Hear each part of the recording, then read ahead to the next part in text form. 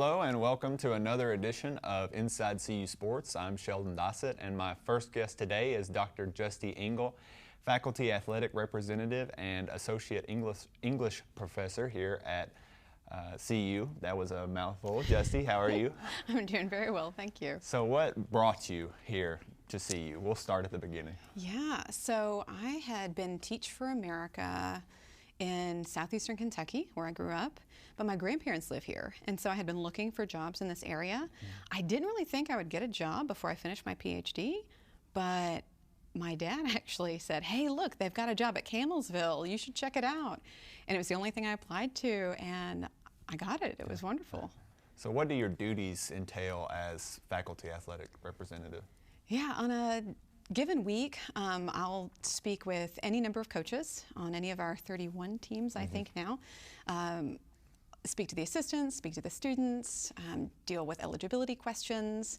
I talk a lot with Rita Creason, our registrar, about specific numbers. Sometimes I'll check GPAs and different things, especially when we're looking at transfer students who've gone to like 5 different schools.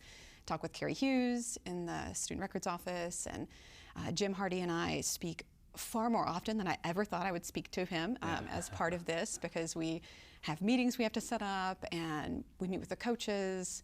I meet with all the incoming international athletes that are going to compete the semester in which they're going to first compete. I meet with all the incoming transfer students the first semester in which they'll compete. I meet with anyone who's taken a break.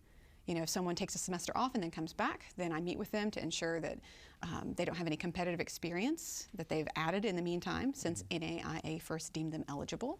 So I do a lot of paperwork. It's a lot on the administrative side of things. And then I actually just got voted into the Council of Faculty Athletic Representatives for NAIA. So that I'll start as at the convention this spring. I'll actually experience being part of that for the first time. And then I'm on the Competitive Experience Committee, and I meet monthly via Zoom with people from the national office and from colleges around the country. You mentioned it, that's sort of a wide breadth between NAIA bylaw interpretation and then mentorship of student athletes and all the meetings you have with the different parts of the athletics program. In what ways do you balance that with being an associate English professor? Yeah, those 8 hours of office hours are a minimum of the time that I actually spend in the office. I generally get questions via text in the evenings, especially when coaches are trying to figure out, hey, is so-and-so going to be eligible on Friday? I've got to figure this out. Hey, so-and-so just got eligible on the NAIA side. Can you meet with them? And then in terms of like actually sitting down with students, like in the very beginning before the semester starts, I prefer to like sit down with the football team transfers that are coming in, so I can actually get to know them a little bit and talk with them and just kind of see why they're at CU as we're doing all the paperwork. It's just a lot more fun when you can actually interact and help them to feel like they're a part of the CU family. And so that I focus on. And then when students brush up against concerns and they are like, oh no, I don't meet this bylaw. How can I be eligible? It's like, well, are there any options? You know, are there any appeals we can make? And so I'll sit down with the students and the coaches and we'll determine, is there anything that we can do? So I can see like, it's not likely, but there is a chance. Do you still want to pursue it? And we talk about things like that. You received your doctorate in humanities in 2016. What exactly does that entail? How do you utilize your doctorate in humanities in your day-to-day responsibilities? Yeah, so humanities is inherently interdisciplinary.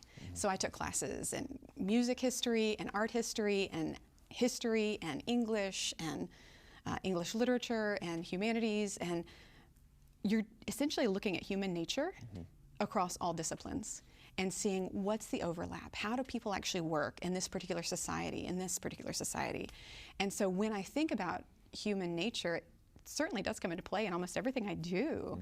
And thinking about how we aren't just, we're individuals and we have many interests. And when you do humanities, you see that in play. Yeah, you specialize in medieval cultural studies as well, so in that same regard, is there anything that you pull from those studies that you utilize? Yeah, and interestingly, when I did medieval cultural studies, I started with a class called Coptic Christianity, and dealt a lot with things that were of spiritual nature, and so I looked at spiritual formation, like the Desert Mothers and Fathers, and looking at like the history of the church. And honestly, to come to a faith-based school, you know, having grown up in a Southern Baptist community, and then really not hearing about those kinds of people, and then going to a secular institution for my undergrad and graduate work, and then hearing about the Desert Mothers and Fathers and these, you know, fathers and mothers of the church. And so, of course, like the medieval, it's, you know, if we're looking 400 through 1400, it's the entire time that the Vulgate Bible was used. And so I think that so much of what I've read and experienced, I use and think about in my everyday. Do you see any maybe historical analogies that you, say you're mentoring a student athlete and you just pulled this anecdote from medieval cultural history to kind of share maybe a lesson or some sort of philosophical lesson? I think I'd probably pull St. Francis. Okay. St. Francis of Assisi, who went before the Pope thinking that, you know, I want to be like Jesus, but what I want to do is different from what everybody else says I should do. And I don't know how to deal with that. And so he goes before the Pope, and the Pope says, yeah, that's like Jesus, and you can do that. And so just encouraging the students, like, you might not think that what you're doing makes sense. You might not think that what you're doing is like what everybody else does, but that doesn't mean you're wrong. Right. And that's okay. You've been named to the MSC all-faculty team in recent years. So what do you believe it takes to be an effective athletics faculty member? Yeah, I think it's vital that you listen to the students. Typically, people don't say what they want at the very beginning of a conversation. You have to listen well and then ask good questions to figure out what that person is actually requiring in that moment. And so when the students come in, I think that's important. And if faculty don't know how to deal with a student athlete, then it can be problematic because, you know, from this side of things, you know, we see all of the academics, but oh my goodness, like a student athlete has almost a 24-hour-a-day schedule. There are so many things that student has to deal with. And so I think it takes compassion and understanding. And also we have to hold the students to standards and help them figure out, like, okay, what's your personal process? What kinds of things can you cut? And how can you make this schedule work for you? Yeah. Well, thank you so much, Dr. Engel. That flew by. Thank you for sharing all of that. And we will be back with more on Inside CU Sports. Mom was always very self-sufficient, but we started noticing things were off. I was forgetting my responsibilities at work. I told Mom we should visit a doctor. Alzheimer's. It was hard to hear that. Early detection gave us time to seek information and support as a family. I've never felt more connected with Mom. If you or your family are noticing changes, it could be Alzheimer's. Talk about seeing a doctor together. Trying to keep things running for those who rely on us. That's why we don't have time to be sick with the flu. We don't have time for delays. We don't have time for spills. Next. We don't have time for setbacks. Let's be real. Getting the flu shot helps you fight the flu. Get a flu shot for yourself and those around you too. I'm Jenny Garth, and as a mother of 3, I know kids worry about a lot of things. Getting enough food to eat shouldn't be one of them. But here in America, that is a real worry for 1 in 5 children. This is unacceptable, and something Feeding America is working to solve. Through a nationwide network of food banks, Feeding America serves virtually every community in the United States, including yours. See how you can help your community. Visit feedingamerica.org. Together, we can solve hunger. Together, we're Feeding America. How you doing? Hey, Mason. Hey, Mason.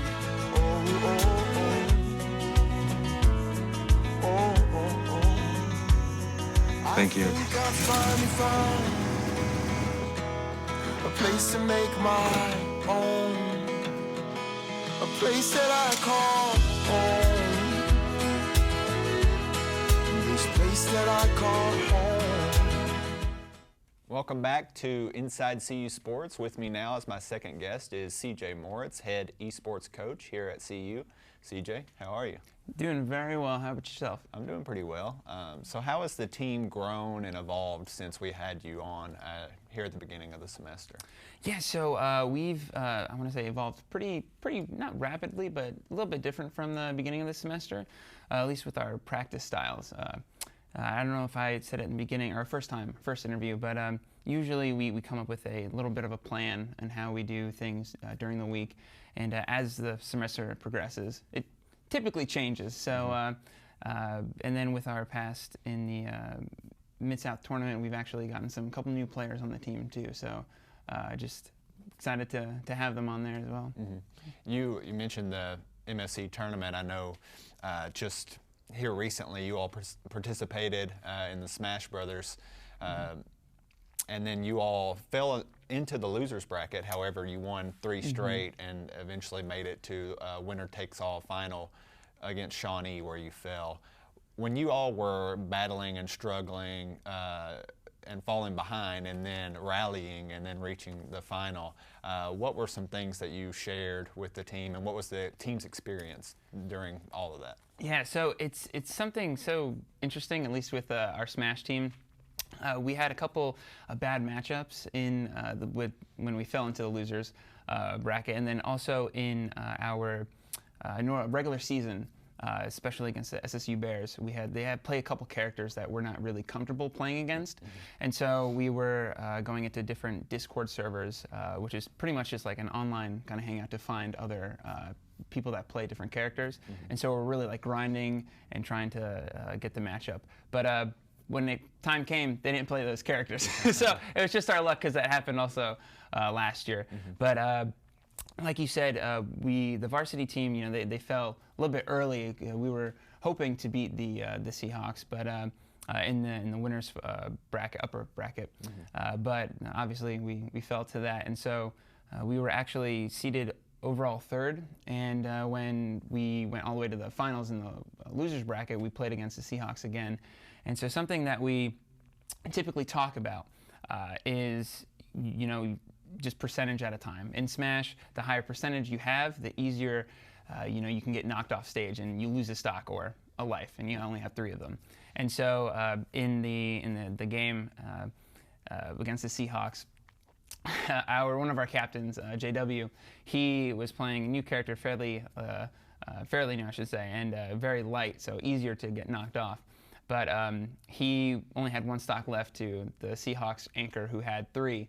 And something that we talk about, and I think this actually, my mom said this when I was in swimming, and I think this comes back from my grandmother, but if you have a lane, you have a chance, pretty much, to swim a good time or beat the person next to you. So I've kind of adapted that and molded it into Smash, where it's if you have a stock, you have a chance. And so even though when JW only had 1 stock left, half the team was covering their faces, oh no, and the other half was like, there's still a chance. And one thing that was really cool with Shane, JW, and Dalton is that they had so much composure when they went and playing on that kind of scene, especially Dalton, who's a freshman.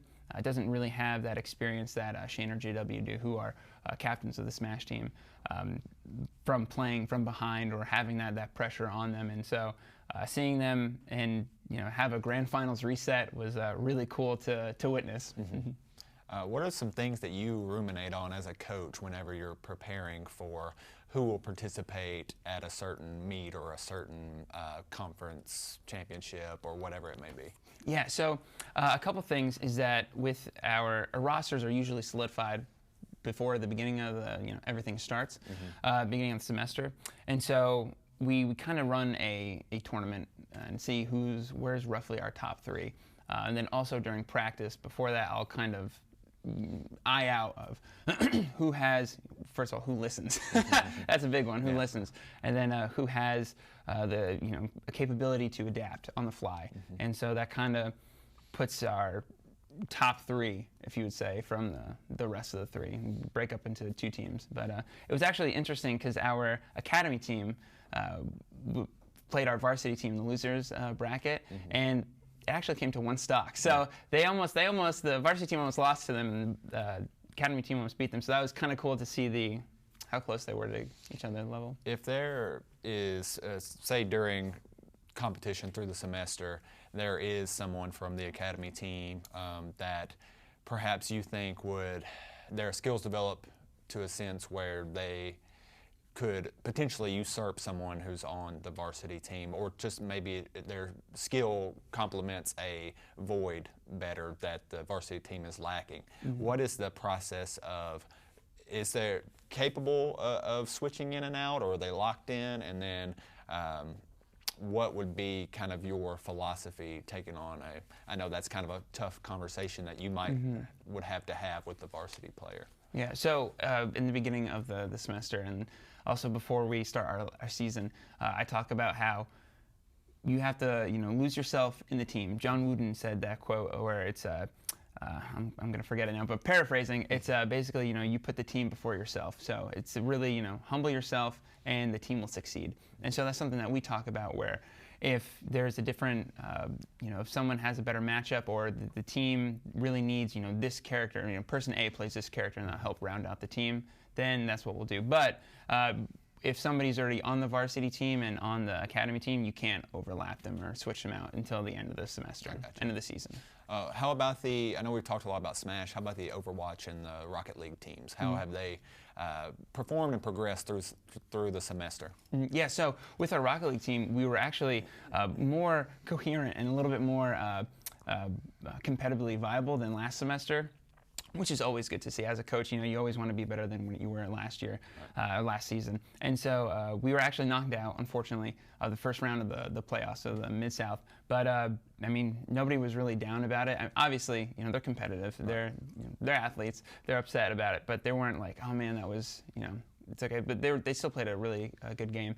And then with our Overwatch team, in the second round, we played against the #1 seed, and so every other team was really close. And so playing against the #1 team, it was SSU Bears. They were kind of head and shoulders above us, but it was better than the first time when we played them. And so we're happy about that performance. This might be the first at least normal semester that you all have had as an esports program. What are some things that you learned through these trials of this semester that perhaps you wish you yourself kind of implement next season, or what are some things that you pulled that you are able to learn from as a coach? So one of the biggest things is patience. A lot of patience, especially with COVID and how everything is mostly done online, and especially with esports. A lot of the communication, you have football, basketball, swimming, you're in person at meets talking to the other coaches, the staff, or not staff, but the officials. And so with esports, a little different because everything is typed out. And a little communication, something where if I just ask you a question, you can respond right away. If I ask you a question, online, it's going to take, a couple minutes for you to respond, and that's something just to be patient with, and also with the players to be patient with as well. And so that's something that when we're going into this coming year and also next semester when we do more in-person events, is that we're just being patient not only with each other as a team, but also with each other as just humanity with your opponents and stuff like that too. Well, best of luck to you and the esports team moving forward, and congratulations on your successes through the semester. Thank you. I appreciate you, CJ. And we will be back with more here on Inside CU Sports.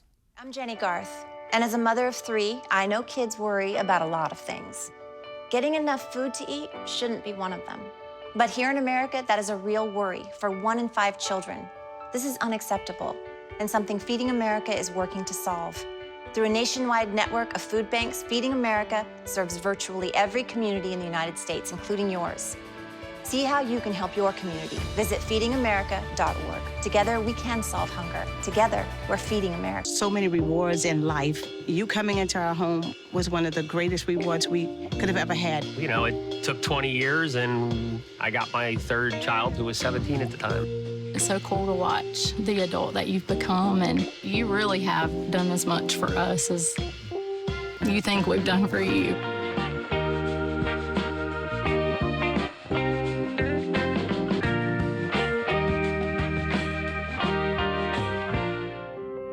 When I I first saw a turtle, my heart was full. Now I'm anything but lonely. We have this deep connection, this heart connection. He just wants to be close to you and part of your life. Every day with Turtle is a perfect day. When I'm holding her, it makes me feel calmer. I think everything he does shows how much he loves us. When we adopt a shelter pet, we discover they're a little bit of a lot of things. But they're all pure love.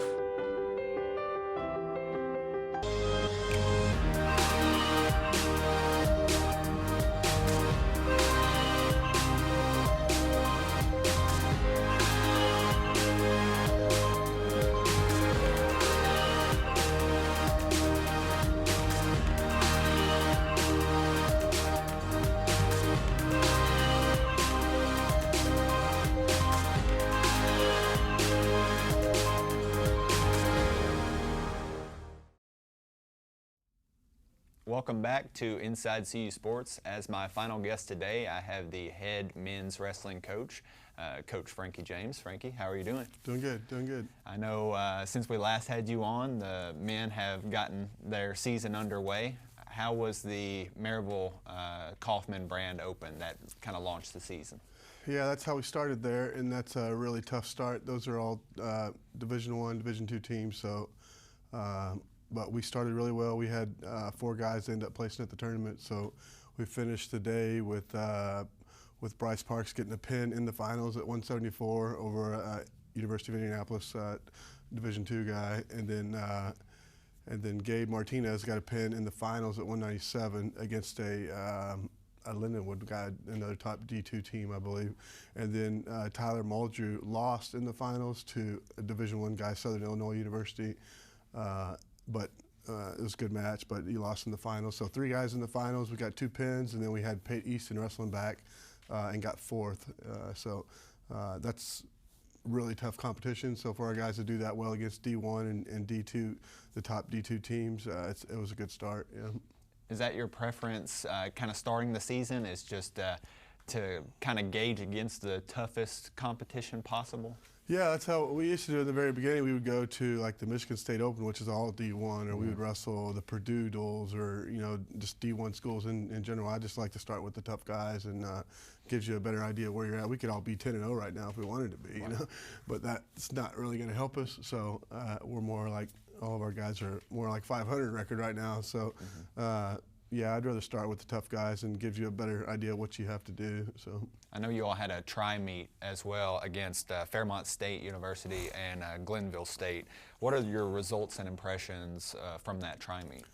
Yeah, that didn't go as well as we planned. Those are D2 teams also in West Virginia. We've never wrestled them before, but we usually do really well against all the D2 teams we compete against. We usually hold our own and win those. But with these guys, we had some tough things hit us right before we left. They're an NCAA school, so we had to do COVID tests before you go. And Gavin Smith, returning All-American for us at 165, tested positive. And so it knocked out Gavin. And then our backup 65 was Gavin's workout partner. So contact trace knocked him out. And then his roommate was our starting 149, Tyler Muldrew, so it knocked him out. Yeah. So half of our lineup got knocked out right there before we go to do the first duels of the year. So then at that point you're counting on your freshmen, your new guys, your backups, and we just aren't deep enough to be able to do that and be successful right now. So we were in the first duel, we were able to get the win, and the guys. We didn't wrestle great, but we were able to beat a D2 school, which says a little bit. But the next duel. Those guys just did a good job. We didn't get the win. So, as you mentioned, a lot of freshmen stepping up in the tri-meet. So, what were your takeaways, especially them kind of on a late notice? Like, hey, yeah, 125, 133, 141 are all true freshmen in that duel. And if we would have had Tyler Muldrew there at 49, we'd had 4 true freshmen to start the duel, which is not what you want. But we made it work, and our freshmen did a good job. Zeke Escalera, he weighed in at 133. He's going to wrestle 33 for us, but we bumped him up to 141, and he majored the D2 guy from Glenville State. He got a major over him, so that was a really good sign and a good start for Zeke. So yeah, some of our freshmen are going to do really well. Yeah. As the schedule gets underway here and the season starts, what is your methodology in balancing the academic responsibilities of the team with of course, the athletic responsibilities? I would say a lot of it goes to scheduling. You know, we try to finals week, we're not on the road, we're not out of here competing and then having to rush back and take finals. We stay home and compete that weekend, so they're here Friday, Saturday, Sunday, and finals week starts on Monday. So that's real big for us. And then, so that's really a focus to get these guys to perform well in finals and finish the semester strong. And then we have time to stay here and train over the break and get a lot of competition in. So we'll get the Missouri Valley duels over the break, which will probably be 4 or 5 duels. And last year we got 2 competitions in over the break, I think, but this year we just have the 1. But we'll have several days of 2-a-day practices after finals. So yeah, our goal will be to get these guys to finals and make sure they do well. And then after that, we've got a lot of extra time to train and compete. In your experience, what do these opening duels and meets, what do they say about where the team is, and then where does it say about this current team where you would like them to be by the end of the semester? Yeah, it gives you a lot of information for sure, which that's what we want. We need information to see which direction to go with the team. So it just looks like we're going to be a really young bunch right now, and especially this first semester. Once we get Malik in there, you know, he's coming back. Once we get Gavin back from the COVID thing, Dave Richardson's in there. He's doing well. He's an older guy. We'll have you know, a few older guys, but mostly it's going to be a really young team. So that's just what we're working with, and we'll go and go see what we can do with them. How does the coaching mindset change when you have an overwhelmingly young roster? Yeah, you got to be a little more patient with them. You know, a lot more patient with them, and it's just a lot of time and individual work where they're like when I left the room just now, Zeke Esclair and Bryce Parks are coming in for individual workouts with the coaches, and so yeah, it's just a little more patience, a little more time and working there. Mm-hmm. You all have the upcoming Life University Open as well. Between now and then, what is the team working on? Now the Life Open is something that we were shooting for on the schedule. We wanted to start out with some other top schools, Division I, Division II, see all those guys, and then really have the guys cranking up and ready to go by Life Open. Mm-hmm. But with the COVID results and people out and stuff, it's going to be hard to have everybody cranked up like we wanted to for Life Open, because that's going to be like a miniature NAI national tournament. Mm-hmm. Those are going to be all the top NAI teams are going to be there. So we wanted to be ready to go and go out and really and do well there. You know. Build our resume, knock off top guys, knock off ranked guys, and do that kind of thing. That's what we had planned for the Life Open, but now it's looking like it's going to be delayed, and we're trying to get everybody in there for the home duels on December 4th. Mm-hmm. So December 4th, we should have everybody back on weight, healthy, everything in the lineup. So that's kind of the weekend we're shooting for to get everybody in there right now. That's what I was wanting to hit on as well, is the big home duels here on December 4th. What does it take to get through a long, huge day of wrestling with huge implications? Yeah, those duels are going to be big. You know, the max amount of matches you can wrestle in NCAA is they only allow 6 matches per day. Mm-hmm. So those duels, we've scheduled the max. We're going to wrestle 6 duels that day. So it takes everybody on your team. You know, you're not going to go undefeated just wrestling the 10 best guys. You're going to need other guys to come in and win matches and help you win the duels. So, but those duels are going to be really tough. We had Texas Wesleyan just dropped out yesterday, and just Friday or Saturday I got a call from Reinhardt. They wanted in. Mm-hmm. So we added a top 5 team, and we dropped Texas Wesleyan. So we're going to be wrestling Reinhardt, who's top 5, Cumberland University, who's top 10, Lords, who has a really strong team this year, those 3 duels, and then we'll have 3 more duels with Williams Baptist and Rochester and Trip McConnell. Mm-hmm. So 6 duels that day. It's going to be a really tough day. Yeah. Well, best of luck to you all there and at the meets in between. And I look forward to being there and seeing some good wrestling, that's for sure. It's going to be fun. Thank you, Coach, for stopping by. And we will be back next time with more on Inside CU Sports.